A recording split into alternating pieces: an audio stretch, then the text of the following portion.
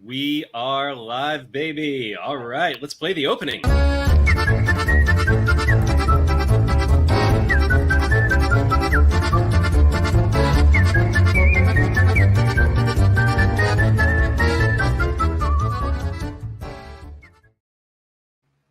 All right, welcome everybody to the Wine and Comics Pairing Show. This is our very first live stream with a very special guest, Russell Nohelty. Russell, how you doing today, my man? I'm doing good. It's always good to see you. It's nice to see you again, Yes. Dallas. Agreed. It's been a while. Yeah, and just so everyone knows, me and Dallas have talked about this a little bit on previous episodes, but we do have a background with comic creators from many, many years back, and we have been a fan of Russell's before he became the icon he is today in the indie self-publishing scene and the comic scene and the Kickstarter scene and the helping other authors become self-published successes in their own right. All of those things. It was before that. He the comic that won me over was his Katrina. At the time it was called Katrina Hates Dead Shit, which became just Katrina Hates the Dead. But that comic I read, I got to see it before it was ever published, before it was out to the public, and I read the whole thing through, and my God, I loved that comic. It won me over. This was before it was the what's the verse? What do we call the whole verse that Katrina kickstarted there? Well, it's actually called the Cosmic Thread because there's multiple universes inside of it, but hers is called the God's Verse. The God's Verse, that's right. So this was before it was the God's Verse. This is before there was a verse of any kind. It was just Katrina. It was a pretty tightly closed out, like single story. This was the story. I loved how it ended. I loved how that story went. I loved his voice. The artist he was working with at the time, he went on to do incredible things, and that art was amazing. And then there came up an opportunity where Russell got the seed in his head to continue the story, and like, what would the sequels be? And that's where the Godverse first started to formulate. And then me and Russell sort of lost touch for a little while, and but I kept following him on Kickstarter. I was following everything he was doing there, and by the time the Godverse kind of came back into view, holy shit, was it such a thing at that point. And I'm so impressed by how much he did. You can't even see, but like behind me on this shelf here, that tippity top shelf, that is nothing. That's all Russell books. Like straight across, it's all the novels. So the God's Look at the smile on that face. Look at the smile on his face. I know. And then all his threads. So I have every single novel Russell has published to date. Even a couple like different editions, because he had early editions before he then came back and kickstarted a more present day, modern day definitive edition that sort of tied into to his new vision of what he was doing. So yeah, welcome. This is the first time we've had Russell on the show, but we've just been fans for a long, long time. So this is very exciting for us. I've been fans of you guys were my first agents, so I know. And we worked hard. It was an interesting time. Kickstarter basically took over a lot of what we were trying to do for comic creators at the time. And then crowdfunding really became the thing. It was the way to go out, find your audience. You didn't need to sign over your rights. You didn't need to worry about, the contracts that most publishers came with, which were, especially back then, not great. It was really hard to find a contract. The worst publishing contract I've ever seen in novels is loads better than the best publishing contract I've ever seen in comics. Like, yes, absolutely. Yes, I couldn't believe it. I was like, wait, you're gonna let me have my rights back after a time, and we're not gonna have to fight about it, and you're not gonna trick me and tell me that you are gonna put this in a contract, and then when you send me the template, it's actually not in there, as if I wasn't going to read it and send it to my lawyers. It's wild. It's wild. And so it's been a long time, and the Godverse has. Most of these books are now in the Cosmic Thread, which is awesome. Now, how does that feel, Russell? Did you ever imagine a point, younger Russell, when you could look back behind yourself and see how many titles are there? How many titles you got? It's about 50, a little over 50 titles under your belt. Did you see that happening? So I did see me being successful, but it was really weird. A couple of days ago, someone asked me, like, when did you know you were successful? And I was like, well, I used to think that you were God level if you could get to $25,000 on Kickstarter. And then I did it like a bunch of times. Yeah. And I was like, you're a God level if you get 1,000 backers then. And then I did that too. And I was like, I guess I got to say I'm successful because like I've done so many things, whether it's like speaking at all these conferences, or like I had a podcast that went like 200 episodes, or, you know, just like how much we've raised over like $1 million in my, like across all of my companies and like creativity. Like at some point I was just like, I guess I'm successful. And then what really solidified it though was other people use the methodology and got even more successful than me. And I was like, okay, like, you know, you're successful when you can tell someone else how to be successful and they can become more successful than you. All right, where's this tutorial? What are we plugging here? Where's this tutorial? Where's this how-to? I mean, I have a whole company. He's got a lot. He's got a whole ego. Just so you guys out there know, this is the guy you want to go look up. Right. I mean, I would go to authorecosystem.com. Boom. Yes. Author ecosystem. Check out that. They have he and Monica, who's his second half of the author ecosystem. They both have Substacks. I would follow both of those, quite frankly. I do. I'm not even publishing anything, at least not right at this moment. Although that's about to change, as Russell actually kind of.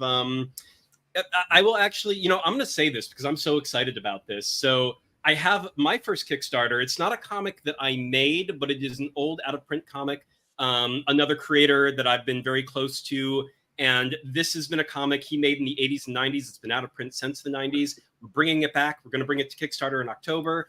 And I reached out to Russell because I love his art. I know he's known as an author, first and foremost, as a writer, but he does art. Out of curiosity, did you do? Yeah, that is you, the bee in the back. In all of it, all of it's mine. I'm that vain. I'm by that vein. I tattooed all my own books on my arm. Oh God, I love that. Put all my own things on my stuff. I drew 2 comics, but yeah, it's wild that like people like the art that I made. But yes, beautiful. And Russell, it did an alternate cover for the comic that's coming up. I don't know if Russell, I don't know how many covers Russell will do for people in the future. That doesn't seem like, I thought it was a long shot when I asked him, but I'm very excited that it's happening at least once and people get to have a comic that is not even Russell's comic, but he just did the art for it. And that is going to be just he really killed that cover too. I love this fucking cover. So I'm very excited to debut that as we get closer to October.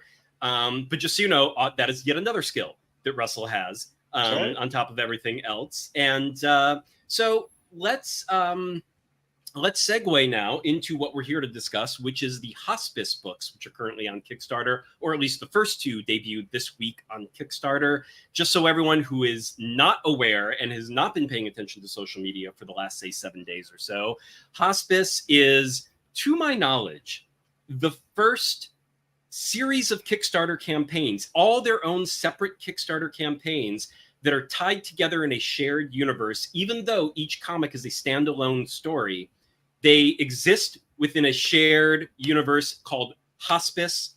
It's 6 different creative teams, 6 different comics, 6 different Kickstarter campaigns. The first 2 debuted this week.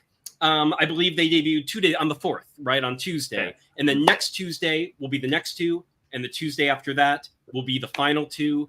I highly they all look amazing. We're going to be doing live streams with all 6 people, and Russell is our first. So Russell, we're going to have, I know this all started with Travis Gibb. For those out there who are familiar with Travis, he's done all the Cthulhu Invades anthologies with multiple creators. So this is kind of Travis's wheelhouse in terms of like corralling different creative teams together for a sort of like loosely connected. With the Cthulhu Invades, they're a little more connected because each book kind of tells a story between all these mini stories. It is kind of a single story. But the way that he does it is bananas, because when I do an anthology, I'm like, here's the thing, and then they don't have to make sense together. Right. He's like, his story, not only is each individual creative team but then he has to make it all work as like together. a narrative thread. It's Right. bonkers. So like, Yes. this made complete sense for him to do after that, because he told me what he was going to do when he did Oz. And he asked me, and I was like, I mean, I'll do it if I can do the Wicked Witch. And he's like, sure, you can do the Wicked Witch. And I was like, cool. I asked Nick, and then I was like, I don't know how he's going to make it work, but like, it's just, there's something about Travis that you're just like, I don't know, man. You're like chaos incarnate. You're like lawful, chaotic. You're like chaotic good, like whatever, like go for it. If there was ever a alignment chart for comic creators, he would be the chaotic good for sure. And then I saw it and I was like, he actually made it work somehow. And then he's like, then I was like, okay, I've done that. Now I like to like be done with things, but he's like, Russell, I'm doing Wonderland. And I was like, and he's like, I want you to do Alice. And I was like, for those of you that don't know, Alice is my favorite literary character, and I think the greatest literary character in Western or any canon. Damn good character. And so I literally couldn't refuse. I was like, he's now picked two.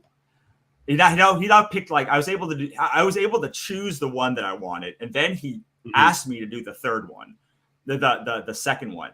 Then he came back again afterwards and was like, I'm doing Neverland. And like, for as much as I love Wonderland, I hate Neverland.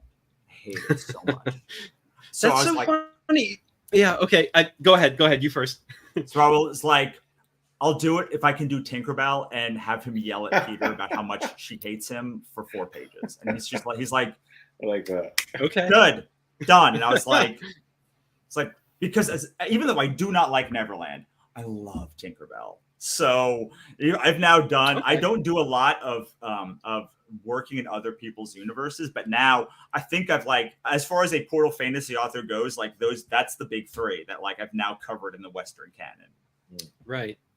That is, so it's interesting to me that Neverland has such a, because one of the things while the campaign was funding, there was, it struggled a little bit more than the Wonderland or the Oz books. And a lot of people were saying like, oh yeah, Neverland's not as popular as Wonderland and the Oz books. And I was like, that's curious. I don't have like Oz, Wonderland, Neverland. They're all about even Steven in my head. So it was curious that Neverland just as a whole to the public is something that just doesn't get people as excited, or outside of Tinkerbell, you're just like fucking hate it. Don't want anything to do with it. Is it just like overexposed because of the musicals and the remakes? And like, I mean, we've had plenty of movies of Wonderland, not that many movies of Oz, to be honest. Is it just Neverland? Is it because it's just they're bad people doing bad? They're bad, selfish people doing bad, selfish things for bad, selfish reasons across the literal entire board, all of them. Yeah, except for Tinkerbell, who is somehow like for some reason, probably like either maternalistically or like relationally in some reason, like emotionally and physically abused, not physically, emotionally and mentally abused by this child. And like to the point of her death. And so I like reading books with good or nebulously good people who end up doing the right thing for like the right reason. Like, I'm a noble bright person. I would imagine if you're more like a grimdark person, you probably would be on the Neverland side of that. Yeah. Right. But it also is everything that happens to Peter, he fights. Like, it's the first reaction is punching, which is the exact opposite of Alice, and why I find Alice so fascinating, because her initial instinct when she's met with a challenge is to ask questions and then accept the thing that's happening to her. And they're both written as children's stories, right? And like about children. And one of them is like uses childhood whimsy as a superpower, and the other one uses childhood exuberance and childhood impulsiveness as like a superpower. And I just don't, I don't know. I also just really dislike books that categorize boys that way, because it gives boys the ability to then act that way with impunity. Right. And to your point, Tinkerbell, and to a certain lesser degree than Tinkerbell, but Wendy as well in Peter Pan, you know, those are the two most mature characters. And Wendy's at least trying, like, that's her coming of age, where she's like, she starts at a certain point and then throughout the story is trying to grapple with all the things that are happening and trying to do the right thing and do right by all the other characters, even though she's not particularly good at it because she's a child. And Tinkerbell is kind of the mother, the maternal figure, if anything, in that, because she's the one, even though she's a fairy, but she is not an eternal child. Like, she's the one character that is not defined that way. And I guess to the credit of the thing I've always liked about Neverland as a story and as themes within the story is that I do think it doesn't paint being an eternal child as a good thing. It showcases by Wendy and her brothers coming into this world. I think it does show that being trying to escape growing up and going to Neverland, where you just get to be an adventurer, quote unquote, in this very juvenile way where you're just, as you mentioned, you just punch things and fight things and you never have to become better at dealing with anything than that. You know, I think the story always did show that mostly as a negative, because like Wendy coming out the other end is not just like, this was the best thing ever, I'm going to stay here forever. You know, so I guess I've always taken a different moral out of it, but I totally get why Peter is like, he's a total jackass, no question. And he's supposed to be.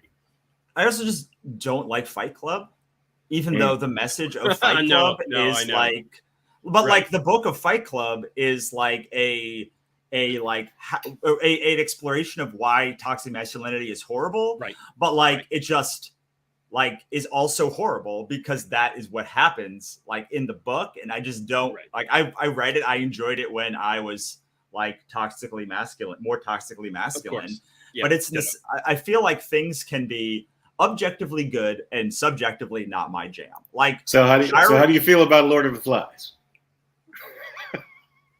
Yeah, I don't love it. I don't love, but I do love. So what's great about Lord of the Flies is it's supposed to be the sociological experiment. Like, it's like all kids will act like this. And then like suddenly they run studies about kids who are not wealthy English prep school boys. And they're like, oh, no, only English prep school boys really work like this. Like not, it's actually like a very tiny ecosystem of people who are this selfish and terrible. Right. Well, and as not exposed to the, like, you know, everyone else does struggle more in life. So then putting them in a place where they have to struggle is not like a night and day difference. They're just struggling more or having different struggles. Whereas English prep school boys were like, you've literally just been shepherded through life from one thing to the next. You've just gone with the flow. Now you have to make your own decisions and make really, really adult, very hard decisions. And it's impossible. Like, they have no context for it. So, yeah. So I actually really liked All's Quiet on the Western Front when I was a kid. Oh God, I hated that book. So here's the thing. My wife hated it. And the new movie that came out was like, you have to watch it on your own. And I was like, it's weird because like, as far as I remember, it's about a kid who goes to war too early thinking it's like glorified. And then like, but she's like, it's all white dudes, like in England. Like, I just don't like, I literally don't resonate with any of those characters or like any of the struggles that they make. And like, maybe you shouldn't have been a shit before you went to war. Like, if you need war to make you not a shit, like there's something very wrong with the bigger problems. Yes. Like that's, so I never thought about it that way. But now that I think about it, after I watched it, I was like, oh yeah, like it's a very sad book. It's a very sad, sad movie. It's excellent. It's like the movie is excellent. Like the camera work in that movie is phenomenal. But I read it, I finished it like, yeah, like why can he be a little shit until like he goes to war? Like that doesn't seem like, seems like he probably didn't have one day of struggle in his whole life, huh? So Yeah, anyway, sure. I also feel and I do think. Oh, well, I was going to say, I do think even beyond just individually, like culturally, like that was a big critique on like where men were in English culture at that time, where societies were. I mean, until World War II, we were still like invading each other left and right, and not like that was normal. That was kind of considered okay. You'd go to war, but it was like this is what countries do, and it took World War I and II like back to back before the world was like, holy shit, this isn't okay. Why did we ever think this was okay? We need to rethink this, which was kind of the beginning, I think, of just rethinking so many structures in culture that over the second half of the 20th century, and definitely, especially into the 21st, we've just been rethinking everything about masculinity, femininity, economic structure, class structure, all to the betterment. But yeah, it's just like human beings were, it's really fascinating going back and looking at just what was completely normal, what was completely everyday and acceptable, and then seeing like, yeah, war was bad, but everything leading up to it was okay. It was just so tragic that, you know, what they had to go through in war.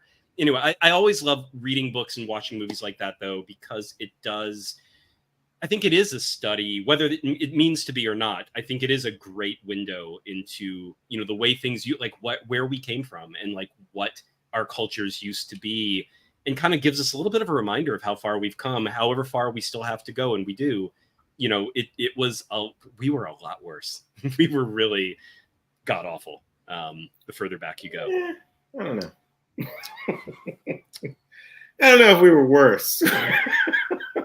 We were I think different. we're still pretty bad, were and the mechanisms we use to be bad seem to get worse as we sort of progress. So I think we haven't found our the potential mechanisms, like if you're talking about like nuclear bomb and things like that. Like nuclear there bombs, technology, social media, the sort of idea that we can stalk anyone anywhere in the world from our homes. Like, yeah, I think, you know, we're only just beginning to see you know, the sort of potential for our. Except technology also curbs a lot, like how far we can go. Like it leaves a trail. It's really hard to use technology the way back in the day. If you didn't have a witness, if you didn't have it captured on shitty camera of some kind, like there was no evidence that anything was happening to you, like nothing.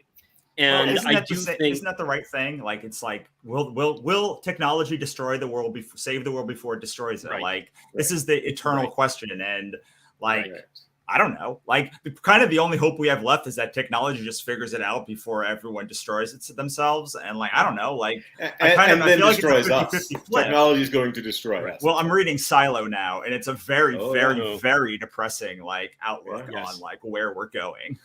Yes. Well, but I even just look at like older movies, like from the 70s, from the 80s, like thrillers, where like the woman's being stalked by someone, or she's getting threatening letters, and she goes to the police and she says, you know, this is happening. And they're like, well, by who? And they're like, I think it's this person. Do you have any proof? Do you have any evidence? And of course, there's like, it kind of didn't exist back then, unless you got lucky. It was really hard to have that kind of proof or evidence. Sure. And now you just have that evidence and they don't do anything. Like, they don't do anything. Video evidence there you go. right here. And they're like, well, we still can't do anything. And you're like, so what you're saying is you were never going to do anything at all, ever.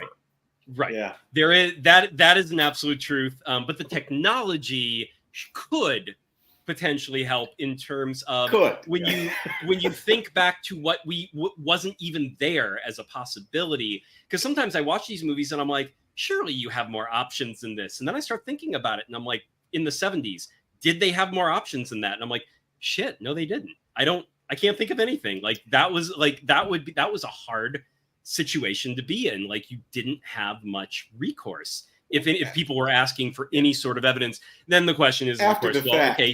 Yes, I agree with you. Yes, after the fact, in terms of evidence and proving that something happened, sure, technology is very valuable. It's come a long way. But with that, there are also methods to sort of use that technology for ill that weren't present in more sort of anachronistic or I mean, even just trying to get away with like crimes like robbery, theft, murder, anything like that. Like it's really hard to get away with any of that these days. Yeah, but they're not hard to like everything. They're hard to sort of. Whoa! There's still only like a under 50% clearance rate of murders. Like, let's not say it's that hard to get away with murder. Well, clearance rate of how far back are those murders going, though? Like now, like today. If you murder someone, there's about a coin flip chance you'll get away with it or not. True. Really? I'd have to look that up.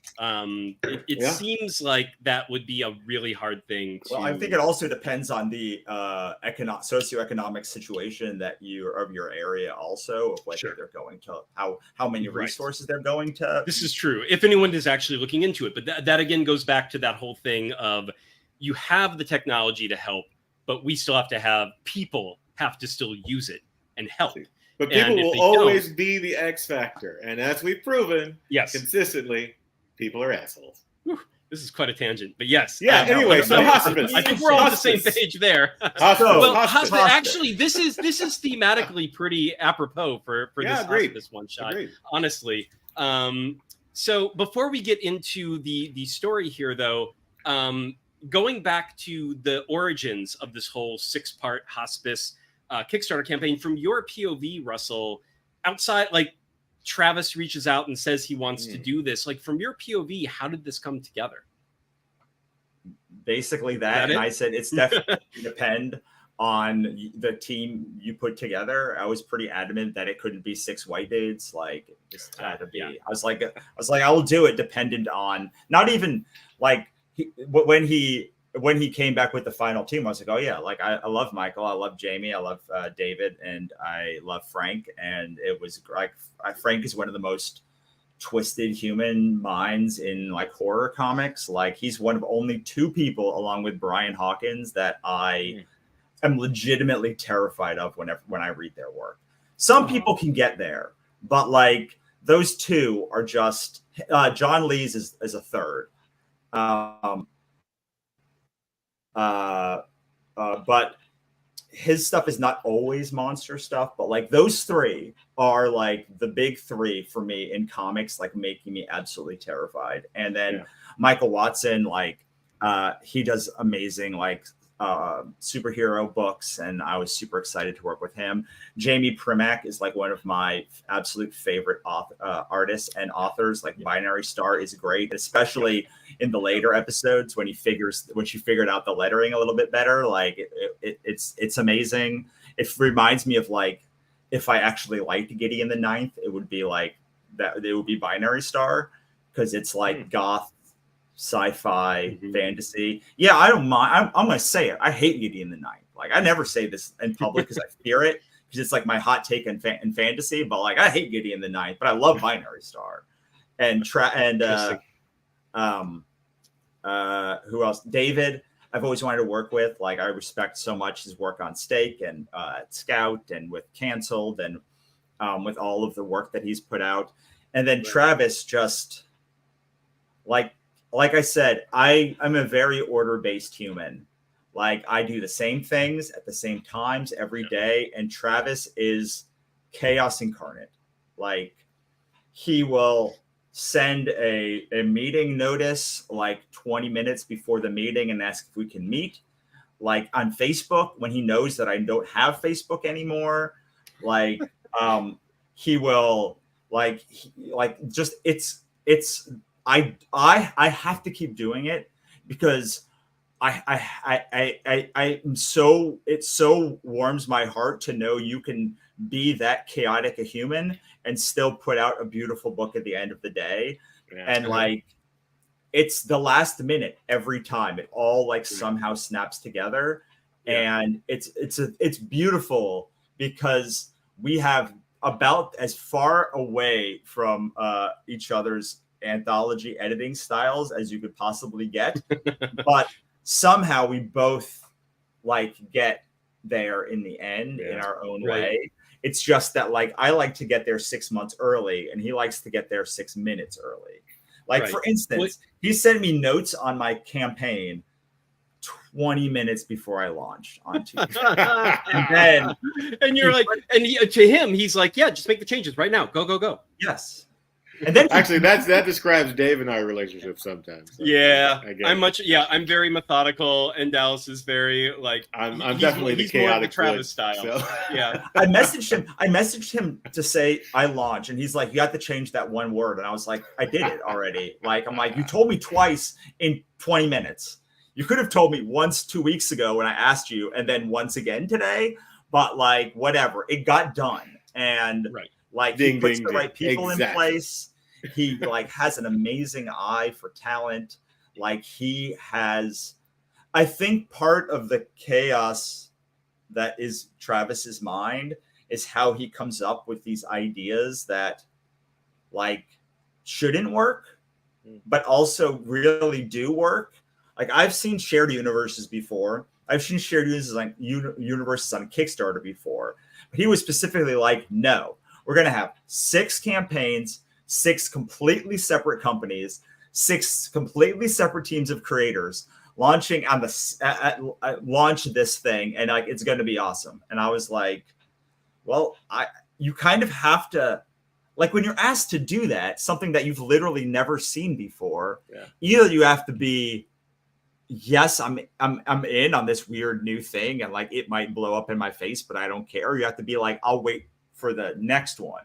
And I've been doing this long enough to know that the next one almost never happens. That's right. So like the one usually never happens. Like, and it's no fault of like, even if things are successful, it's so hard to make a thing to go back into that well 2, 3, 8, 10 times is nearly impossible. So when you see something when you see somebody that can make these extraordinary things, and I do think Travis is an extraordinary creator in the way that his mind can make connections, I am always going to do that. Like the reason that I did that cover was out at the end of the day is I told you Landscape with Invisible Hand.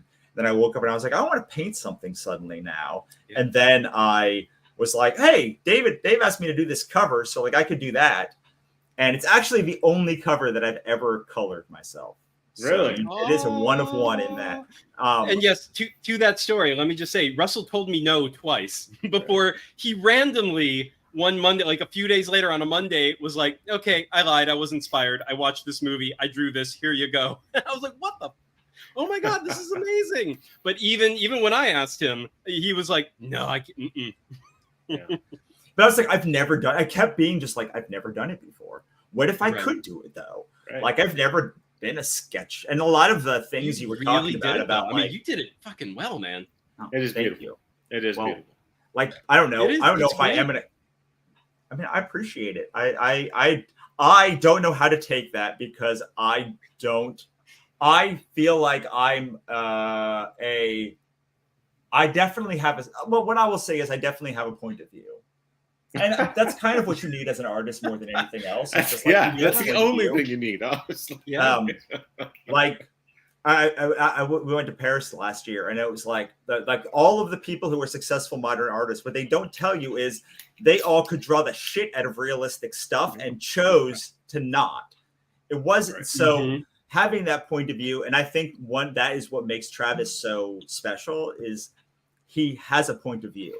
All of the artists have a very strong point of view that are in this universe, but Travis, to be able to wrangle these things, he has a strong point of view that is almost simultaneously completely informed by the orthodoxy of mainstream comics and at almost 180 degrees in opposition to it. And I don't know how he does it, but he somehow walks both of those lines simultaneously. Yeah. Well, my entry point to Travis was his Granite State Punk comic. To me, it's funny because he's always been punk to me. Like that was my like, oh, he's that guy. Oh, he also does like fantasy stuff too, but he's got that punk edge, which is that almost chaotic good element that I, you could also just define that as like, a good-hearted punk. That's a very similar kind of a thing. And I feel like that is what you need for someone who can edit disparate stories like that, where, when he was doing the Cthulhu, you were saying, you're like, I want to do a story like this. And he's like, great, do it. and you're like, okay, that's gonna fit with whatever you're doing. And he's like, I'm gonna figure that out. I will tell you at the end of and the he figures day, it out. And at the end someone of the whose day, brain works like that.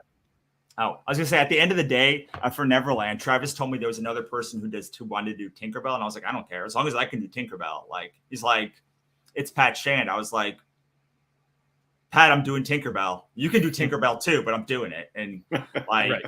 and he will. And I was like, I've literally hired the artist to do this story. Like, I don't know what you expect me to do. Like, I told you I was doing Tinkerbell like 6 months ago. Right. But he also is very good at just like figuring out how to strike the balance to keep the peace too. Right. And I feel like which makes like even your description of Travis sometimes like being able to come in last minute, but he always does it and he always makes it happen and makes it work. I'm like, this actually makes sense with knowing this description of his personality and looking at his work. I'm just sort of like, yeah, no, this jives. I think that is very much the spirit I get from him. Well, and I will tell you that he's also very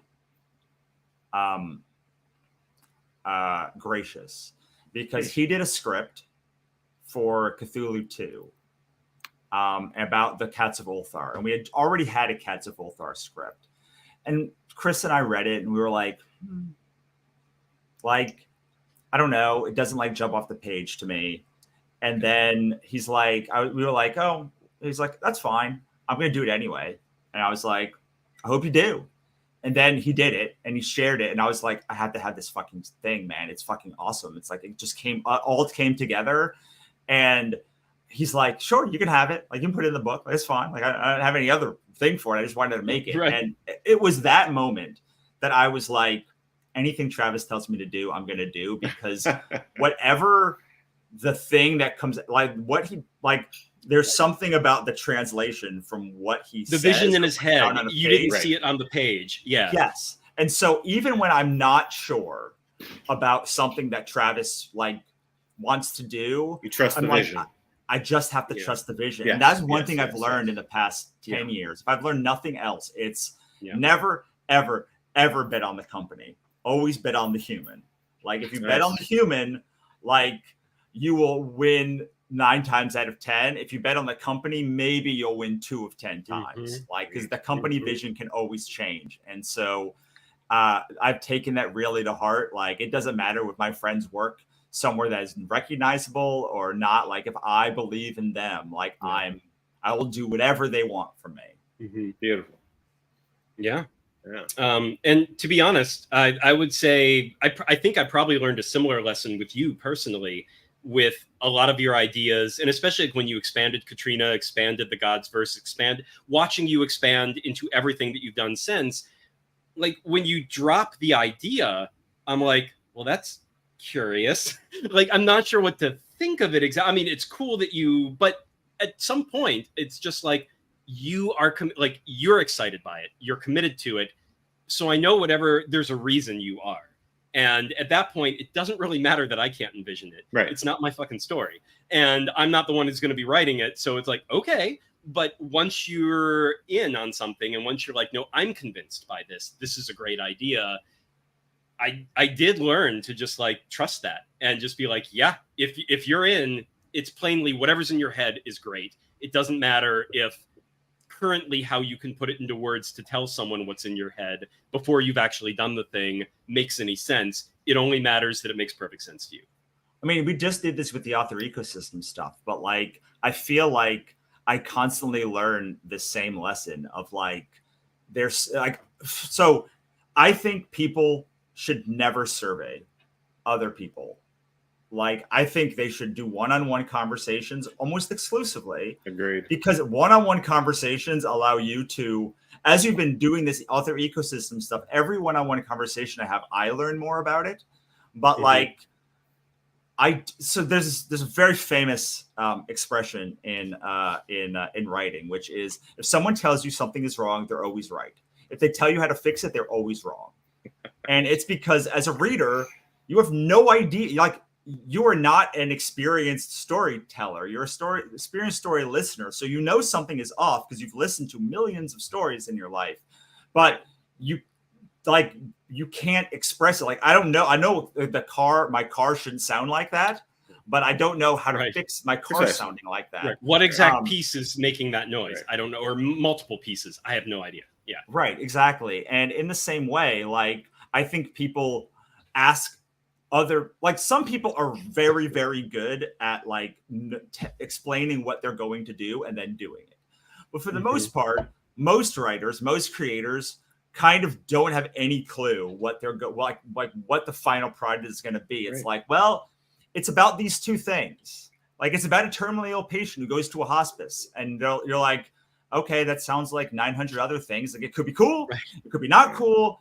I don't know. Like, and then you're like, this is the artist, and like, I can kind of see how it goes, but it's like, no, what I've learned about my own career is, like, most of the time, I don't know how it's going to turn out. Right. What I know is I keep being obsessed with it, and I keep thinking about it. And like, there's something that makes sense. Like, when I hired Camry to do Black Market Heroin, I literally had the idea for Black Market Heroin a week before. I knew I wanted to I knew I wanted to work with Camry. Yeah. And I knew I kind of wanted to. So what happened with the God's Verse is I wrote books 5, 6, 7, and 8 first, and then books 9, 10, and 11 after that. But book 5 is a really weird book. It's Katrina Hates the Dead, which is an apocalypse story. Then it's 10,000 years in the future, and then it's after that, it becomes like this big cosmic fantasy story. And like, everyone who read it liked it, but pitching that is like a nightmare. Like, so what ended up, I had this idea of maybe I needed to be a gym butcher. So I don't know if you guys read Dresden Files, but the first Dresden Files book is it's not boring, it's good, but it's pretty basic, straightforward urban fantasy. And then by like book 8, he's like riding a dinosaur through downtown, like firing guns like he's like a Wild West cowboy. And you're like, oh, like, I can get to, book 5 was my like writing cowboys book. Like, once people had to buy into that. And so I took the nadir point of the apocalypse and I was like, worked backwards, but I didn't really know how I was going to work backwards. I just had this idea. And then years before, like 2019, I was talking to I was going to, it was just the one in Silicon, I guess. I think it was called Silicon Valley Comic-Con back then. And I was like, Black Market Heroin, but like, it's a heroine with an E. And I went to my friend Madeline and I was like, Black Market Heroin, but heroin with an E. Like, that's a thing, right? Like, that's a good title. And it's like, yeah, it's a good title. And I just sat on it for years. Yeah. And I was like, I really, like, used to have this story called The Facilitator, and I had all these like things. And then just like, I saw Camry's work and like I was like, this is where it starts, like right there. Right. And I had no idea how it was all going to come out after, because then I wrote Black Market Heroin and I was like, cool, I have to go from 1980 now all the way to like the apocalypse in 2020 and make this make sense without it being 50 books. So like, I kind of had no idea. I just like kind of finished Black Market Heroin and was like, now I got to write it, and then like keep writing it for a long time to see how it worked. But it ends up, I think, I don't know, like I've only had 3 or 4 people read beginning to end in the order that the reading order, but like people seem to really get 5 when you start with 1 and you suddenly have all of the backstory of the demons and the gods, and that it's a battle between, like, once you see the battle brewing between heaven and hell, and that demons were working, and when you break it together that like demons are just like angels, but they were fallen and they were and like that, so that they work together, and you see all these sects forming. And like, when you have the blue trident, which is like kind of the splinter cell of like demons and angels working together to like overthrow God, because he's terrible, because he's Bacchus, and Bacchus is a vain drunk. You're like, once you have 400,000 words of context, building up to that moment, like you can walk through that door. Yeah. Yeah. But you can't do it. You can't just walk through the door. It's like too high a bridge to climb at first. You got to lay the groundwork. Yeah. And hey, now watch what you say about vain drunks. Okay. That's right. Well, I don't want either of you running a planet either. No offense. Hey, now I'd be great. No offense. I do not want to run a planet either. I do, damn it. I know. Well, it's funny. Every time I've ever been in a conversation with like a boss of mine, whoever's above me in whatever job I have, and I'm arguing a point to like, I really think this might be a good idea, and they're like, look, I don't want to do that. I want to say this, and I'm like, it's your call, and I'm totally okay with that because the buck doesn't stop with me, and I love that. I'm like, you get to make the call, and I will happily do it just because I don't have to bear that responsibility. And I would not want to run a planet either for that same reason. Now I kind of want both of you to run a planet, because one of the big things about God's verse is the only people that should run planets are people that don't want to run the planet. I know. I mean, the whole thing is like right. The whole thing is an indictment of capitalism if you really like break it down. Absolutely. Right. So, and this, your hospice one shot. So this was your book. I know you'd been mentioning that you wanted to work with Lane for quite some time. How long ago did you start work on, like, did you know this would be the book that you'd work with Lane? Or how quickly did this come together, or how long ago was that? So I met Lane probably May of last year online, and it's one of those. He was one of those. They're one of those artists that I look at, and you're like, "What did I just see? Like, what is going on here? Where has this artist been all my life?" And it doesn't happen often. I see a lot of artists who are like crisp and clean and beautiful art, and like I very rarely go, "Wait, what is going on here?" Like Naomi Van Doren, when I met her booth, I literally stopped dead in front of it. Kelsey Jo Silva's booth, Catherine Abelos, like there's several like artists that you just go, wait, what am I looking at now? Like, and like, how can I get a million I remember the first panel I saw of Christy Shin's Demon Bitch. And I was like, she sent it to me like one of the very first like people to read it, I think. And I was like, I need 1,000 more pages of this now. And like, I think she's probably done close to 1,000 pages of Demon Bitch now. But like, it was just one of those moments where I was like, I have no idea how I'm going to work with this artist. Because back then I wasn't even in production on a book.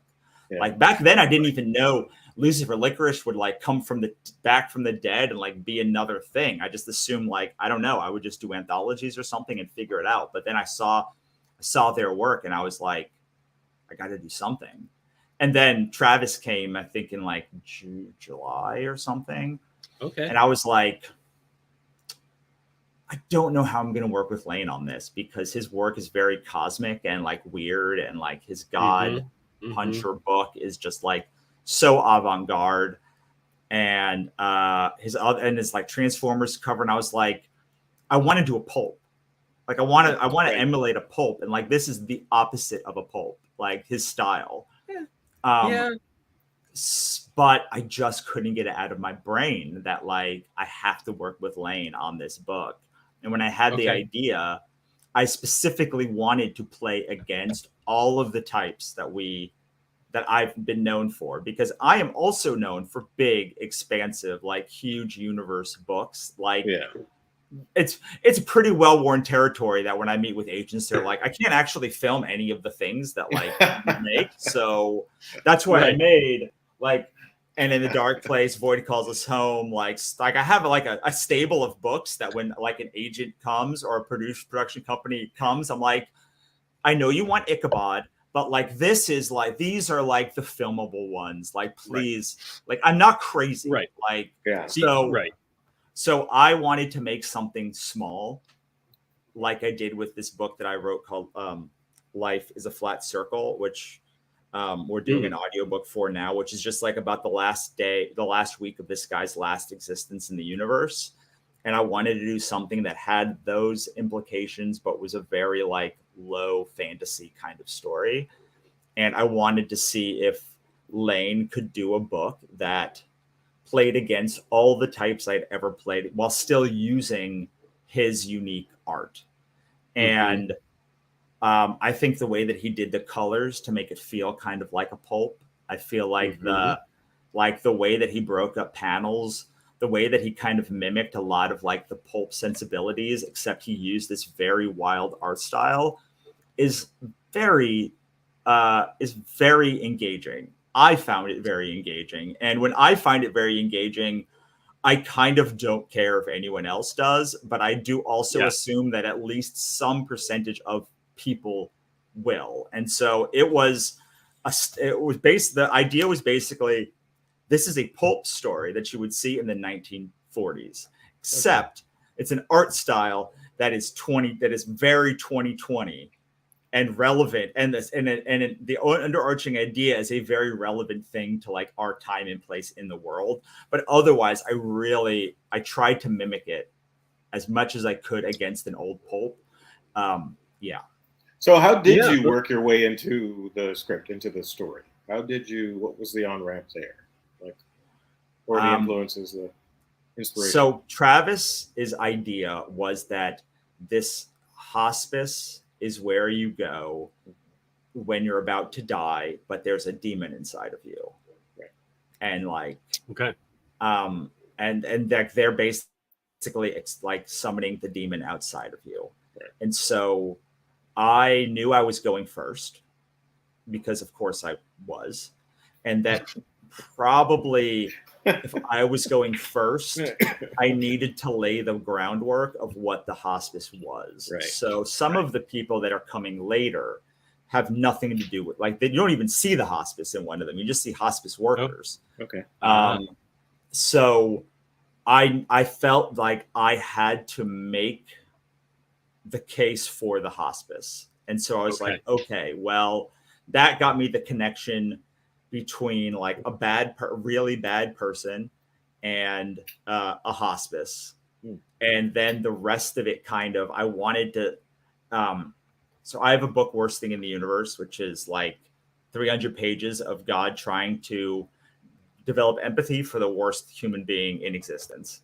And I was like, I wanted this to be something where you didn't like he's bad, but like he also has a demon living inside of him and has for his whole life.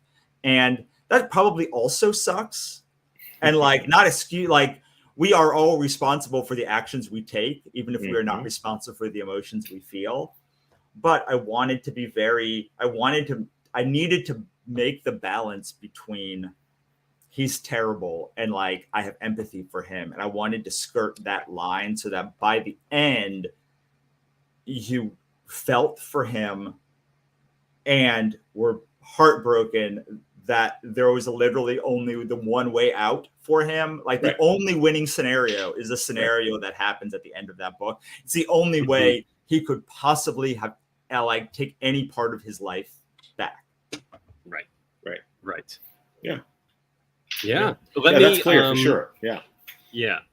While we're talking about this, I'm going to go ahead and share the Kickstarter page here, just so people can take a look. Good idea. So this is the first one you can see. Here is Lane Lloyd is the artist's full name.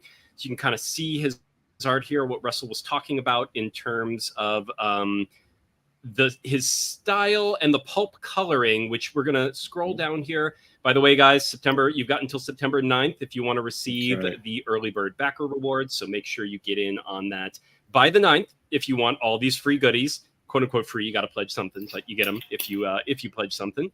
And here is the cover for Hospice, One Damned Good Thing. You can see and that then we're going to come. It's meant to feel like the cover's meant to feel like it's been like from the 40s too, and that's the trade dress. Every book from the Hospice universe gets that trade dress. Yeah, even down to the yellowing of the page. That's a very nice touch. Yes. Russell. Yeah.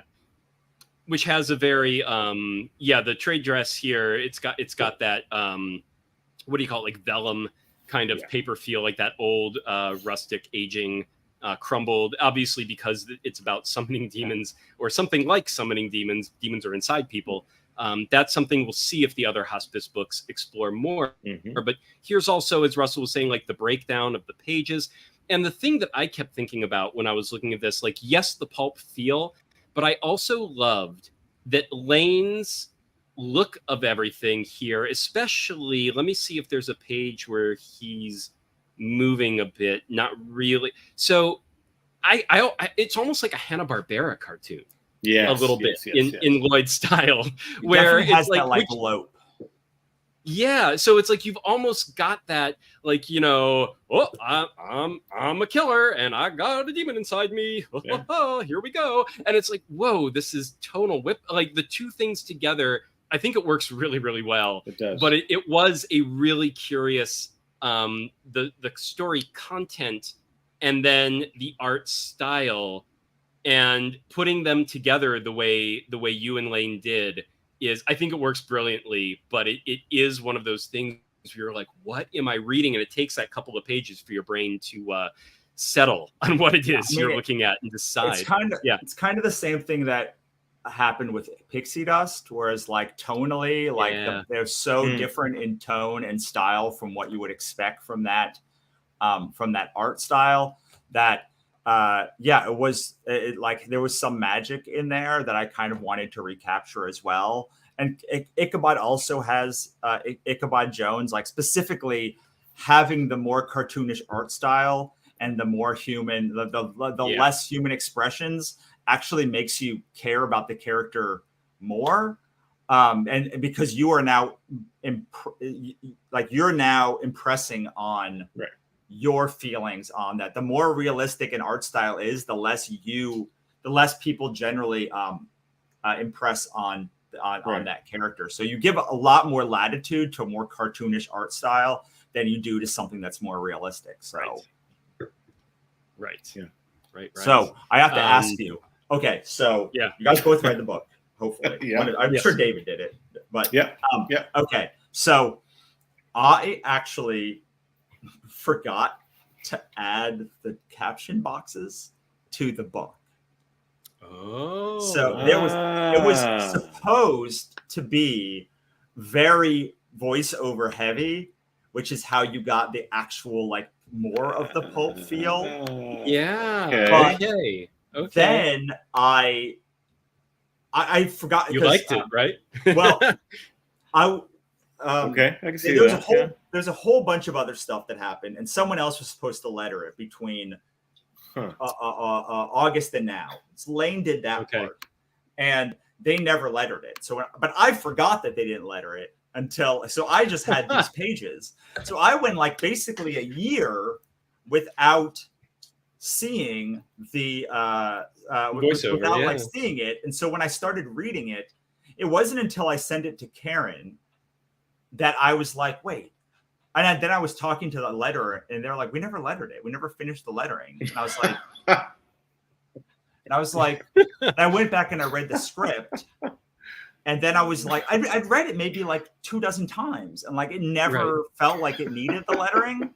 So, it was supposed to even be more pulpy because it was supposed to have a lot of voiceover. And instead, like it had none. And I was like, this does feel like a modern pulp. So I'm interested to know if you thought that there was anything missing when you read it, as opposed to like Karen was like, I don't understand this page. And I was like, yeah, you're not supposed to yet. But right.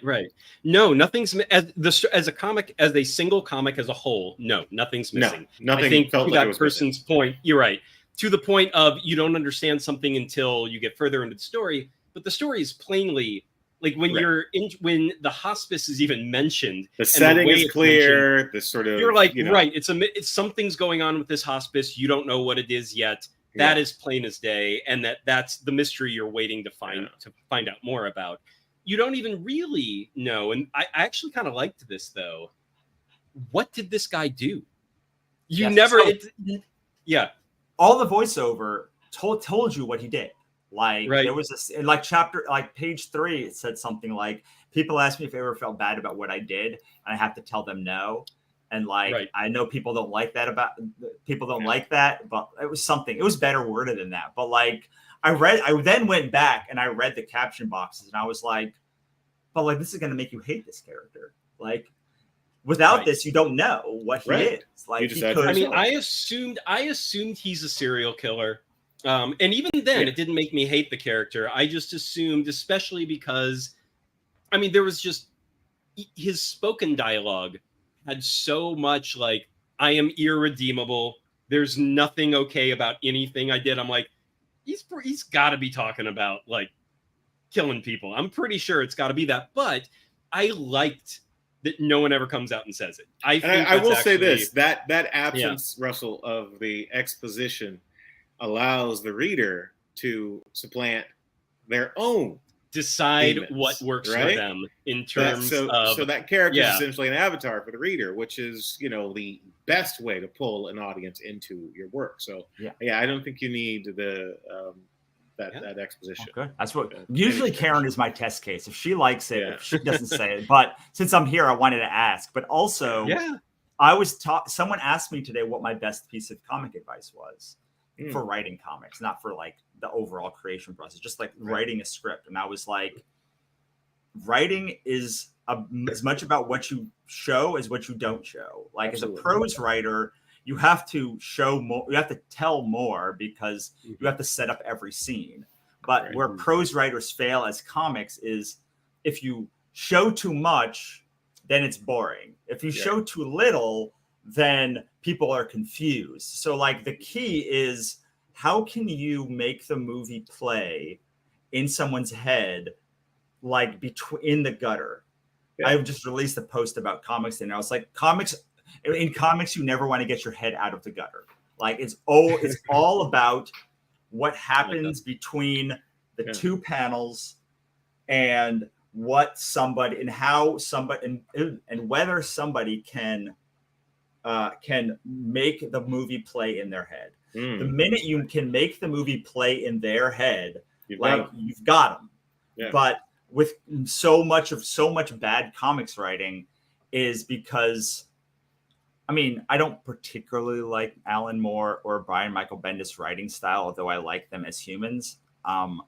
But they are particularly excellent at writing like the prose in a way that doesn't overexpose anything. And they're so good at language that I don't find it delightful to read, but it's a delight to read like what they're saying. So when they just have 5 pages about like the one conversation, people are like, I love that. So I'm going to do that. And it's like, Aaron Sorkin good luck. Can write The West Wing. But as you can tell, when Aaron's like, nobody else can write The West Wing because the minute Aaron Sorkin left The West Wing, the quality of the writing went down. And so in the same way, like people see these books from even like Watchmen and League of Extraordinary Gentlemen and even like Sandman at the beginning as well, before I think Gaiman developed a more sparse writing style, or Brian Michael Bendis. They read Powers, they read Gotham Central, they read any of this stuff, and you're like, well, like that wouldn't work. It shouldn't work. Like I don't know what to tell you. Like art is about like the greatest artists are about things that didn't work, that shouldn't work, and then do work somehow magically. And so they also are at the top of their craft. Like, do you think you are the quality of Alan Moore when he wrote Watchmen or Swamp Thing or any of the because it's doubtful, just doubtful. You've written 0 comics before. So I think the key to at least for me with Alan Moore, not so much Bendis, but definitely with Moore, as much as he puts on the page, in text, even he can be a very verbose, very heavy-handed writer. And yet you still have to read between the lines to know what he's doing with the pairing of the text and the visuals, and what that's saying as a whole is not. He's not just telling you. He's putting words down and he's putting visuals down that go together in a way that then you have to harmonize in your own head and extract that full meaning. And that's why I think Moore is a master of that style. Yes. It's not just what's on the page, it's how you take that in, which is where the engagement with the reader. Well, and also it's about, like you said, like almost all the text on the page is the opposite or somewhere is not the actual subtext of what is happening. And so it engages you to do it. Whereas so many people are just writing exposition. Right. And more like the Stan Lee method, right? Where you're like, you're saying exactly what the artist is then drawing in the panel. And you're like, this is redundant. What is happening? Right. Or you go the other way, which is like the Brian K. Vaughan school of writing, which is like almost nothing ever. And I love Brian K. Vaughan. Like, he's my comics hero. But like, you're like, oh, you don't need a lot of like words on the page. But then you go the other way and you're like, oh, like now I don't even know what's happening because you like didn't hire an art. Like, when you do that, you have to kind of overwrite on the page and then pull it back, like on the like once the art gets there, because otherwise, like the artist's not going to know what's happening, or you have to be working with them for so long that like they know what to do. Yeah, right. Well, and that's the thing. A script, whether and a comic script is different because in a movie script, it's usually you're trying very hard not to direct. You're trying very hard not to dictate what the visual is. You're just putting the story down in a way that's engaging to someone reading a script format. But then you're letting later, when it becomes a collaborative effort, when the director is on board, when a cinematographer is there, when they're putting a shooting version of the script together, that's when that's all being broken down. And they don't want you as the writer to break all that down. But a comic script is different. Where depending, because there is like the Marvel method and shit like that, where then you're just like, here's the story, artist, go to town, make it visual in whatever way you want. But if you're writing a more of a modern style of a comic script, you are trying to get everything across to the artist, but then it becomes collaborative in the terms of what is being told visually, what is being told via the text, how are those two things matching together?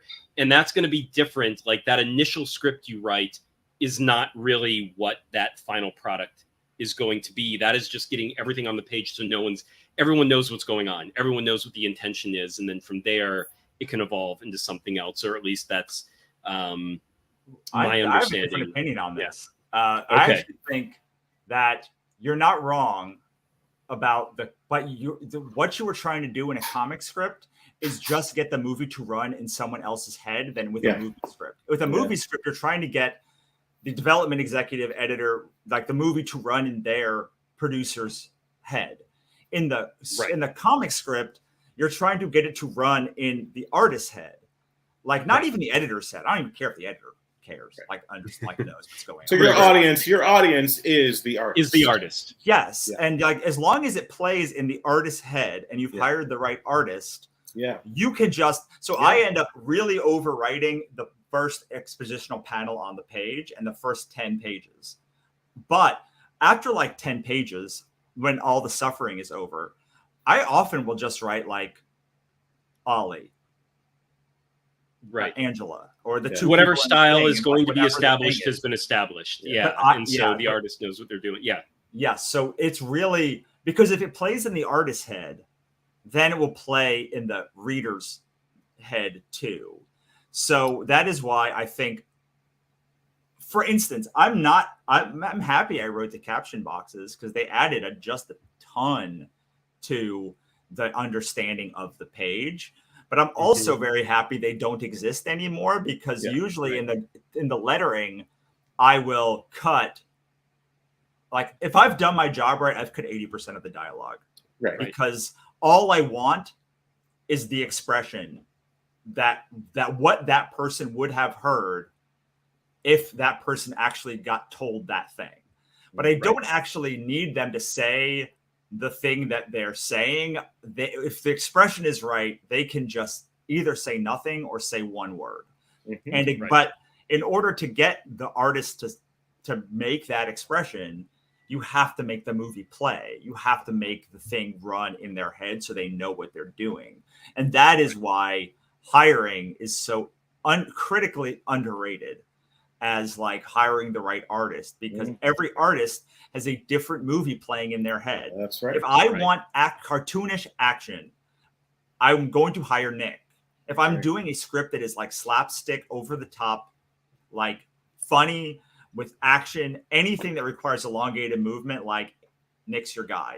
If you want somebody to luxuriate in the small moments of like a script and like take 5 panels to make one joke happen, but it really lands, like Angela is the best, I think, in the whole world at doing that. Like those like little moments, like she is as good as any writer or any artist I've ever seen do those little tiny moments. And they're very Angela Odling, for anyone who I don't think we ever said her full name. Yeah. Yes. And every artist that I've worked with, including Lane, like Lane does have a very cartoonish style, but also I saw a lot of like horror inspiration in his books and like a lot of like monsters, like grotesque, like monsters. And that's what kind of gave me the idea that maybe, just maybe, he would be able to pull off a sensibility like this with Camry. Like I saw that like over the top action that Nick had, but like a little bit more subdued. And the biggest problem with doing Black Market Heroine was those first 10 pages took forever because she kept trying to fulfill the thing on the page that I wrote. Like, and she's like, I was like, you can't draw like that. Please stop drawing like that and draw in the way that works for you. And when the minute that she started doing that, I was like, yeah, shock. I couldn't figure out like what she was how to write doing directly to it. Right. No, I could. She was like, I said something about like, I don't know, Sin City or something. I don't remember what the direction was. And then she was like trying to draw. Yeah. And like, it looked like an old Microsoft Paint. And I was like, right. But I was like, I don't understand. Like, this is what I want. You're not giving me even this. And like, we just didn't have the commute. And finally, I was like, wait, are you trying to give me Sin City? Yes. Like, I don't want that. Like, I hired Camry Lapka to make a Camry Lapka book. Like, you need to stop doing that. And so, you find that so often with artists. They, it's just sort of an amorphous kind of, undertaking. So you're generally trying to visualize what's going on in your writer's head, and so often they will try and use that reference point, something that's accessible, and just sort of recreate that, because that's honestly what you do when you don't have insight into another person's brain. So I've encountered that so often, and the key is to just create that world for the artists out there. Create that world in your style many times. Just find that thing, that visual that works for you. So we encountered that quite a bit in the agency. So, yeah, absolutely. I mean, it's so important for artists to understand, like, before you were hired, to say, like, is this the style you want? And like to be able to say to somebody, no, I can't do that style. No, I'm not Rahil Monson. I don't have 1,000 styles. I have the one or the two, or which is the one.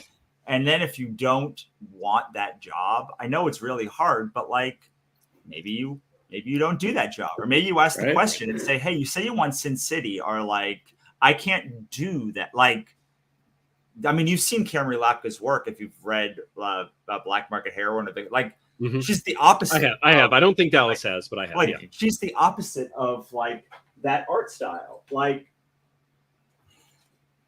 I mean, like, this is her art style. And like, I'm like, you can't do, like, maybe you could mimic Sin City, but with an artist, what you're really trying to do is get them to do things so naturally that they're able to be excellent. And that's all, for me, that's all you're trying to do with any comic or book or anything. It's like, I think you are brilliant at this thing. Go do this thing, and I'm going to create the conditions to make this happen in like a way that that allows you to be brilliant. Right. And like you're doing a 100-page book. Some pages aren't going to be brilliant. They're just not going to be brilliant. Like they're just right. Some pages you just are like, this is a really good page, but like if you then there's that page where Camry did this page of like Ollie doing like exploding with all of her power, and I was like, this is brilliant. This is a brilliant page. Like, I love it so much. And then she did these character interstitial pages, and I was like, these are brilliant. Like, I love them so much. And when you let people be in the position to win, that's why you're hiring an art, not hiring your best friend. Yes. Like your best friend probably isn't a brilliant artist in the exact way you need them to be a brilliant artist, which is in comics. Right. Yeah. Yeah, I feel like with her art, like she could do like a satirical version of Sin City, like a send up kind of a thing. But matching it would be, as you mentioned, beside the point, because her art, like you hired her for a reason, and like that art looks very specific to her. I think it works brilliantly for Black Market Heroine. And which I will say, one of these days, just to bring up one more time, the Kickstarter coming up that Russell drew a cover for, someday, not soon, not for this campaign, but maybe for like the trade paperback or something. I would love, because this upcoming Kickstarter is about an Antichrist, and Black Market Heroine is about an Antichrist as well. And I want a pinup of like the two Antichrists together or something like that. So I might be coming around to be like, can we do like a pinup with like Ron drawing one and her drawing the other and putting that together? I have an idea for that, because when I read Black Market Heroine, I was just like, why do I love Antichrist stories so much? I apparently do. It's because you're the devil. It's apparently a thing. Yeah, it's apparently a thing. So on that note, let's talk about, for this hospice one shot, let's talk about the wine pairings. I think we're at that point here. So for this one, I'll start, Dallas, and then I'll hand it over to you to go. So for this style, this was something that when I read this a couple days back, the challenge was, as Russell's already mentioned, like the visual aesthetic and then the content and how those two things come together. And I was like, wow, this is like, I thought from the subject matter, this would be one kind of pairing. And then I looked at Lane's art and started going through the whole visual aesthetic. And I was like, oh, no, it's not that simple. These two things go together in a very specific way. And it's much more interesting than that. So what I decided to go with, what this comic kind of felt like to me, you've got,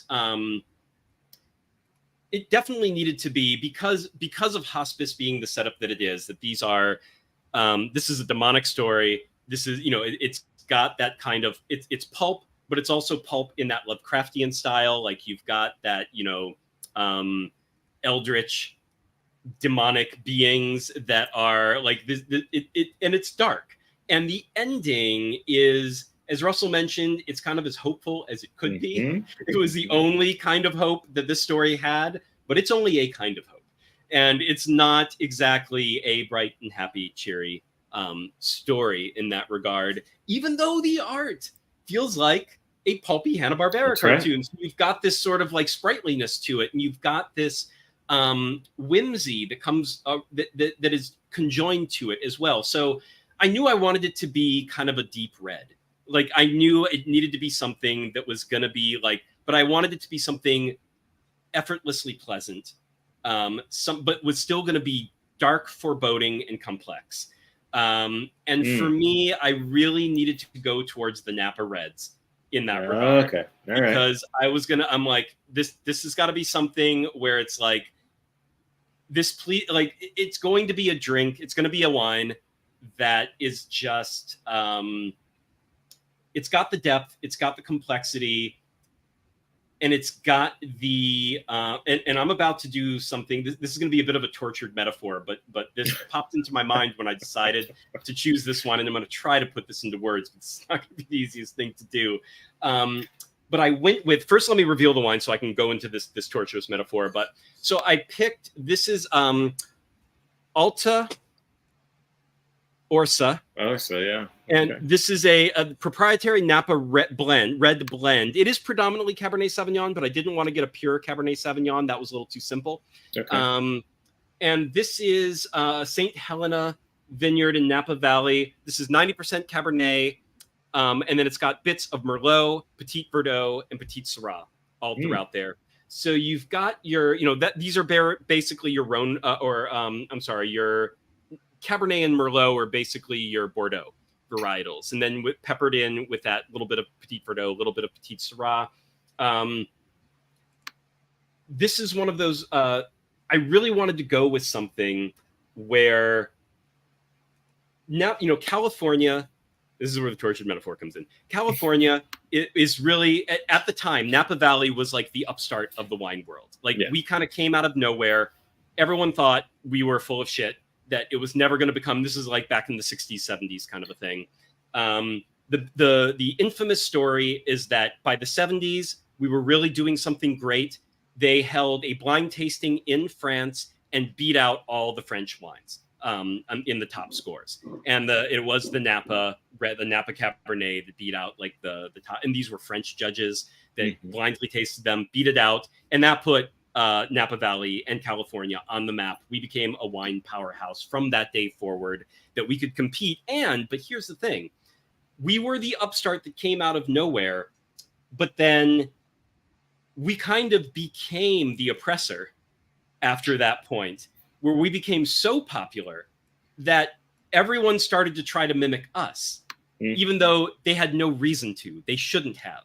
The Bordeaux, the Rhone, Italian wine, that's where you get Super Tuscans from, where they were trying to grow like a Napa red and trying to make that. And we had a wine critic, Robert Parker, who came out of nowhere and then became the most influential wine critic known to mankind at that time and for quite some time. And he had a palate that liked the big Napa Reds. It's all he liked. Not all he liked, but he gave them scores unlike what he'd give anything else. The criticism in hindsight is that we think he didn't have a very subtle palate. So he needed something big and bold and something that really punched him in the face. To the point, and he was a smoker, so a lot of people think that might have been what was going on there. Because when you smoke, your sense of taste is not as good as it should be or could be. And so we needed something to cut through that lack of sensibility. And so he wound up changing everything until about the 00s. Somewhere in the 00s, everyone started to course correct finally and come back into making wine based on what was best for the location, based on where they were, what they grew, what was best for the environment, what was best for their climate, what was best for their local audience, their wine drinkers. And everyone stopped trying to be the same thing. Prior to Napa Valley, everyone wanted to be like France. After Napa Valley, everyone wanted to be Napa Valley. And then we're only now finally coming into this phase where everyone gets to be what they are. And that is what's best. That is what, they always call terroir in wine, sense of place, like taste like where you're from. That is what you're supposed to taste like. Don't try and fuck with it. Don't try and manipulate it to being something that it's not supposed to be, or that it's not naturally supposed to be. And I say all that. The tortured metaphor part of all of that is, I went with a blend and not just a straight up Cabernet, because these are all you have Cabernet, you have Merlot, but then Petit Verdot and Petit Syrah are two varietals that have really flourished here in California when they were not big. They used them in France for blending to kind of correct wines a little bit, like a little extra color, a little extra depth, but they would never grow them on their own. And in California, we grow them on their own. They actually express themselves beautifully here. So this is a group of varietals that all do well here, even though they're from somewhere else. They came over here and just danced to their own tune and became stars of the wine world all in their own right as California wines, even though they are originally French varietals. Cabernet is now possibly bigger in Napa and California than it is in France. Merlot's maybe somewhere in between, still popular in both places. I don't think other places really claimed Merlot, but then California did claim Petit Verdot and Petit Syrah, I think, better than any other area. So this was really a story about a guy who, he rebelled against everything that he was supposed to be. This is what I took from this character, because there was no narration telling me what this character was really about. But in my head, what I decided this character was about was he was always like, he did the horrible things he did. Those were acts of rebellion against what was supposed to be okay. Whatever those acts were, it's a question, but that's usually a piece of it. Like, it's not okay. It's not right, but you're doing it anyway. He had an element of regret for it later, but he did it anyway. And the moment he was told that he was now supposed to be a shell, like a womb for a demon, and that was going to come out, he was like, nope, fuck that, and went off to do something else on its own. So not only did I want to pick a nice deep dark red that was classic, an easy, pleasing experience, but still had complexity, but I chose something that had these varietals because these are all the rebel varietals that left France and made it somewhere else where they shouldn't have worked, where they shouldn't have been better than where they came from. Yeah. And here we are today, and they have all become better. It depends on who you ask, I know. Some people might contest this, but at least with Cabernet, you're gonna depends on who you ask. Some people still love French Cabernet over California Cabernet. Yeah. But certainly from a prestige standpoint, I think Cabernet has made it bigger in Napa than it has in the old world over in Europe. And Petit Verdot and Petit Syrah have become California New World wines so much more than they are old world wines anymore. So I felt like these are all rebellious grapes that would not know their place, would not stay where they were supposed to be, came somewhere else, and took to the point where they took over and like they dictated what happened to the old world, like where they came from. So it just had that spirit in there. Yeah. That was a very torturous metaphor, but man, it worked in my head when I thought of it and while I was drinking it. So I was like, I feel like I'm going to flub this when I try and put it into words on air, but I'm going to try it anyway. And that's my line. Hey, we're long-winded here. All right. So I took a slightly different route into choosing the wine here. So first, the comic itself, I had to read it twice. Usually I'm pretty good about pairing through the first read. Usually I want something, I decide whether it's something it's a sort of a companion piece to the comic, or a sort of piece that I would drink, a wine I would drink in the world of the comic. And with this one, the rubric was, what's the companion piece? What am I sipping that sort of reflects the experience of this comic? So I had to read it twice. I knew it was a first read either. I'm with you. Yeah. It's I knew it was red. I knew it was a red, right? I knew it was a red. Okay, so we were on the same page there. We both had that instinct. Absolutely. Yeah. I knew it was red. You've got the sort of the underworld. You've got the demons. You've got this sort of character, which we're not necessarily clear on if he's a bad person or if he's just a bad person in his own mind. So there's that sort of complexity there. Now, in terms of the wine, I knew I wanted something that was sort of juicy and sort of expressive and deeply red.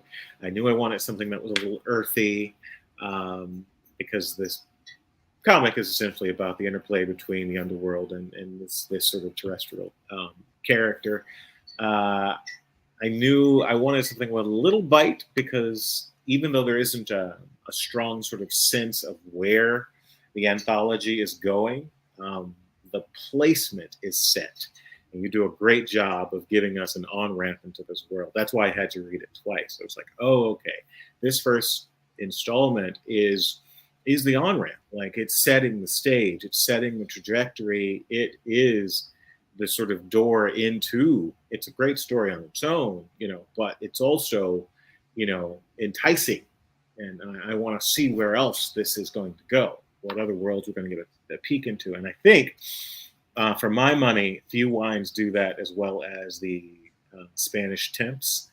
And, the Spanish Temps. Full name this time. Say the full name this time. Tempranillo. It's the Spanish Tempranillo, of course, for those of you who don't know.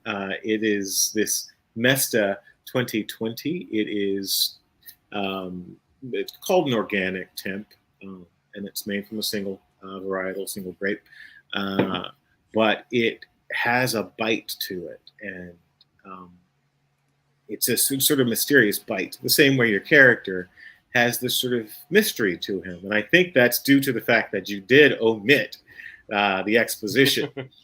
Had that exposition been included, I honestly might have been a different pairing. I think it would have been a completely different, not just pairing, but experience, because I doubt I would have wanted to see more about the sort of world and where this is going. It probably would have, made a more done in one sort of experience, which is great. But I think because you have to do the heavy lifting of introducing this sort of verse, as it were, omitting a lot of that stuff that we would naturally want in a sort of one and done, does sort of whet the appetite.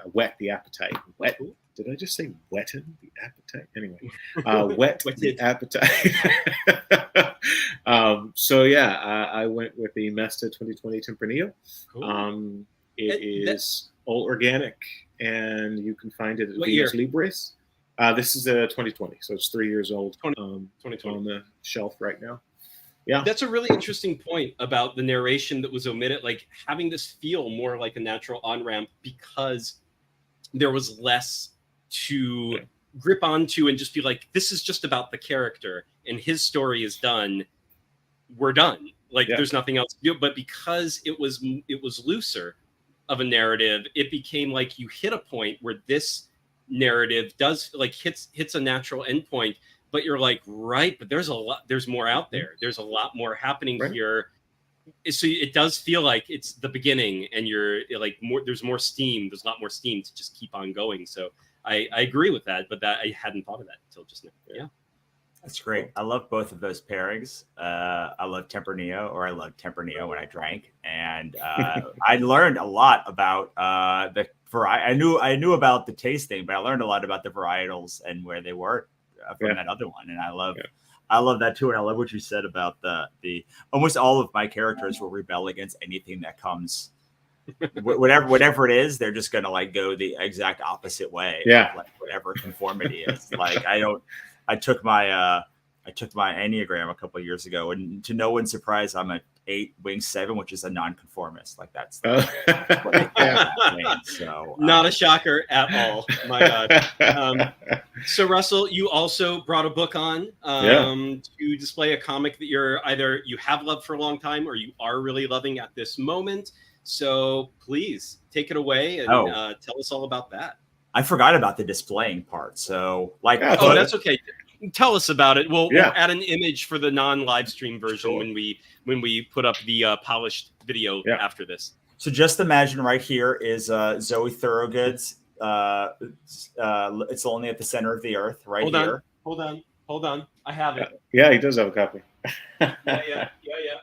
And it's just sitting here on a pile. Let me just quickly find it. My wife is reading it, or I would just go and get it my own copy. Gotcha. I'm just currently in the middle of it right now. And she's like, she's blown away by it. And I'm like, yeah, right. It's like the best comic of the past decade, probably. Wow. It is real. Or I've heard, here it is. I mean, you've got, I think it's really only going to be super impactful to people who make comics or make things. Or have anxiety and depression, or have tried to or wanted to not exist. Not necessarily kill yourself, just like kind of not be there anymore. Just fade. And it's if you have any of those overlapping interests, which all of them, and monsters as well, like personifications of monsters, it's like a very impactful. It was impactful in the same way. For Tomorrow and Tomorrow was Gabrielle Zevin's book, where it was brilliantly written, but it was also about how to create things and how to build a creative company and how to build something that endures. And on top of being like me crying for like a month as I was reading that book, it really like it was very impactful to me both times I read it, which is basically back to back. A couple months ago when I got it, because of how it deals with like creating things and being a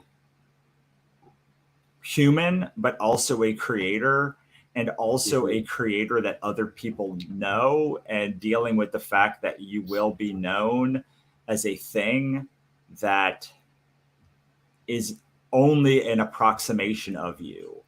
And I mean, that's true with everything, right? Like, I mean, any person is just an approximation of the things that you have, the moments you have together. And you only like store memories in other people and like it's but as a person who has gone through a lot of that stuff, it like there are things that I wish that I had been able to fully express or know that would happen after it happened. Like that you would have to put on a face no matter where you were or what you were doing, that things were okay. Otherwise you would not feel, you would be seen as ungrateful for the things that you have. And wasn't all that, because like it was basically six months of her making this comic. So like it just like told what she went through. I think she went to a convention and she went to see a boy, and like she did like all of this stuff, and like while having depression and anxiety and all of these things. And like the book that she was doing was like putting pressure on her. So it was really interesting to just watch the pressure build of this character, but also the pressure was only relieved by putting the thing that she was dealing with on the page, because it was the book she was making. It's kind of like adaptation in that way, except even more visceral, because so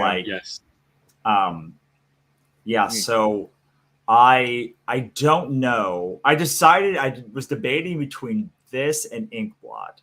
And I think probably if you're not a creator, Inkblot would probably be more impactful for you, because it's about a magical cat that's like Sandman. It's like if Sandman was a magical cat, and Sandman is basically about a magical cat, just happens to be a personified as a human. He's very cat-like. It's true. He's as cat-like as a thing could be. So like, if you are a creator though, this one like hit deep, but you have to be ready for it. Like I write a lot of books about depression, anxiety, and the voices that are in your head telling you to kill yourself sometimes. And I don't recommend those as the first step in your journey. I think they're my best books, but I don't think you should start there probably. How long ago did you read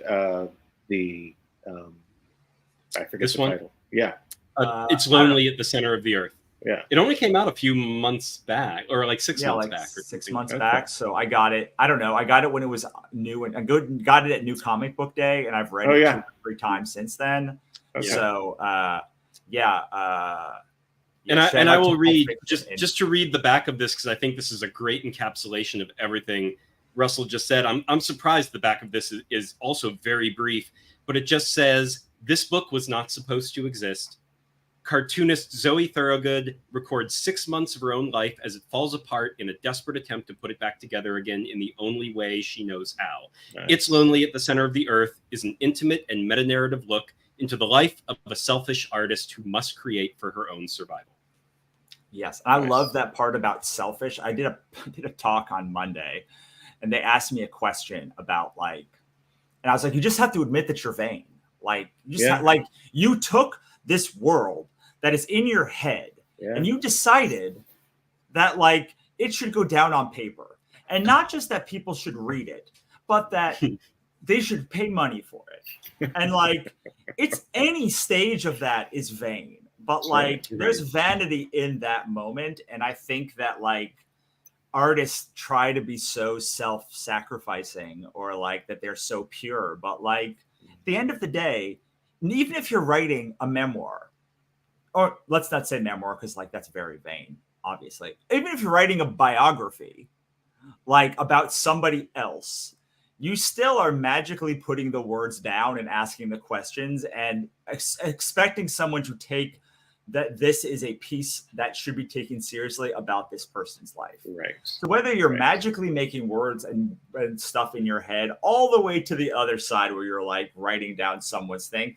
like there's a vanity and selfishness about making the work, because a lot of us process the universe through how, like, I process the fact that I feel helpless in this horrible post-capitalist or hyper-capitalist hellscape by literally creating a universe where I have complete control.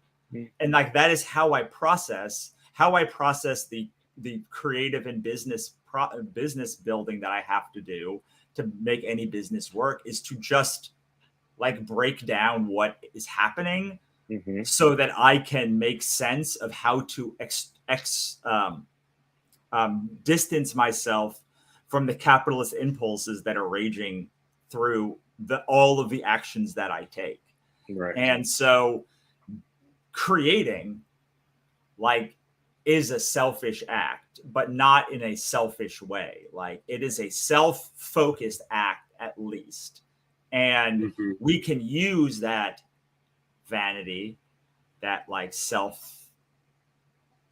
self-reflectiveness to create something universal that will make other people feel seen.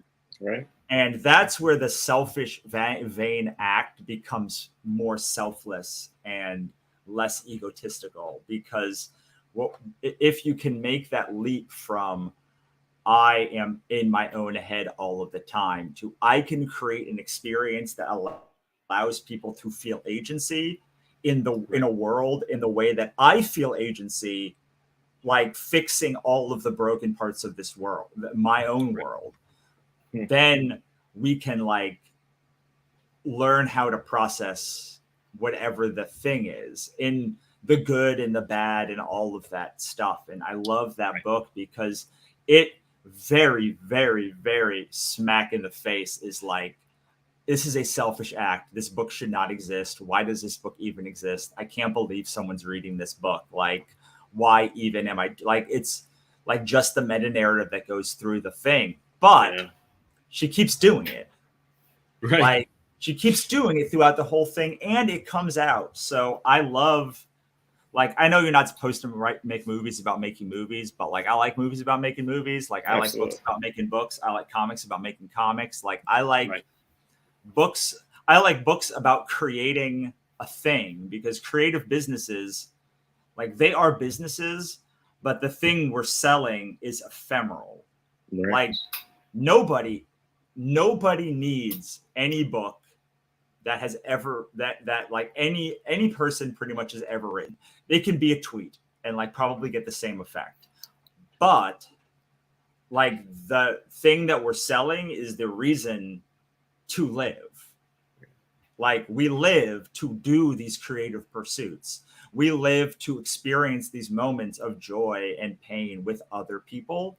And when you find something that captures what it means to make this stuff, both in the business sense and the creative sense and the selfish sense, like for me, it's like that magic. It's the thing that makes me feel seen, because oftentimes I think it's crazy that we do this work. Like it's publishing is the worst business model.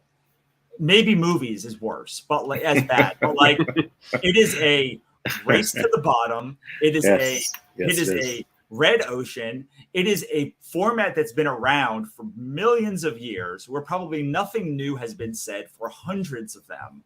And well, not millions of years, for a long time. Like probably nothing has been written new, like a new idea in a long time. And yet we still find ways to put things together and they still connect with people. But But like if you went to business school and said the publishing industry doesn't exist, I'm just going to tell you about an industry that is flooded, that half of people want to get into, that everyone and their mother will try to find a way in, that is low cost of entry, that is a format that's been stable for a long time, that is a red ocean, and that like everyone is charging the least they possibly can for it, and also the audience doesn't value it to the level that it needs to be.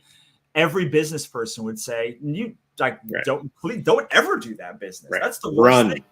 And yet some of us can't not do it. And like that is what fascinates me about all of this stuff. And that's what fascinates me about that book. Yep. Yeah. Fantastic, man. And did you have a non-alcoholic beverage that you paired this with? I'm usually going to no beverage pairing. I mean, let's see. Like hot cocoa. I like up your head. Go. Well, it was 6 months ago, so I probably was drinking. There's this Creo Brew cacao beverage that is hot chocolate, but it has no calories. You brew it like coffee. Yeah, brew it like coffee, and we drink it like every night in the wintertime, in the spring. So like I probably around that time was drinking that.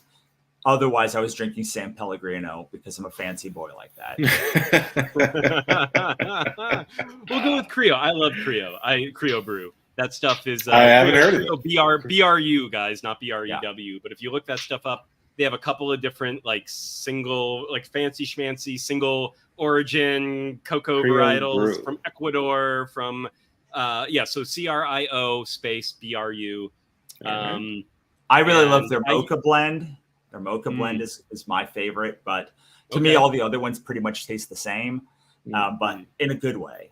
Like, I mean, they're all good for the most part. I can't remember. I think I've tried the Ecuadorian, and they had like a Nicaraguan or something like that. But I was going through all the single origin stuff because I'm a fancy schmancy coffee boy, but you always does the single origin coffees. So I was like, I'm going to do the same with the cocoa.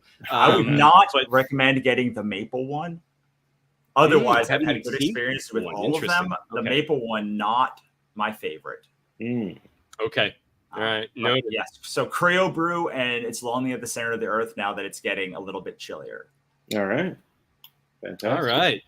Well, thank you so much, Russell. This was awesome. As always. Yeah, and everyone, we're going to put a link directly to the Kickstarter right below this video as soon as the live stream is over on YouTube. So if you're watching this anywhere else, click on the YouTube little icon, go over there, see the writing down below if you want to go straight to the Kickstarter, or just go to Kickstarter, Russell Nohelty, Hospice, one damn good thing. But if you type in hospice and just go to the live ones, there should be 6 that are either live or coming. Exactly. But thank you so much, my man. And we're going to end the live stream there. And remember, we have 5 more live streams to cover the other 5 books coming in the next 2.5 weeks. Look for more of this very soon. And you can also get a sample on the Kickstarter page. So you can get a sample of all 6 books on on my Kickstarter page. I don't know if anyone else has done it, but there's a sample 3 pages. Good to know. Download. Fantastic. Awesome. All right. All right. Well, ciao for now, guys. Great as always. See you next time. Yes. Bye, guys.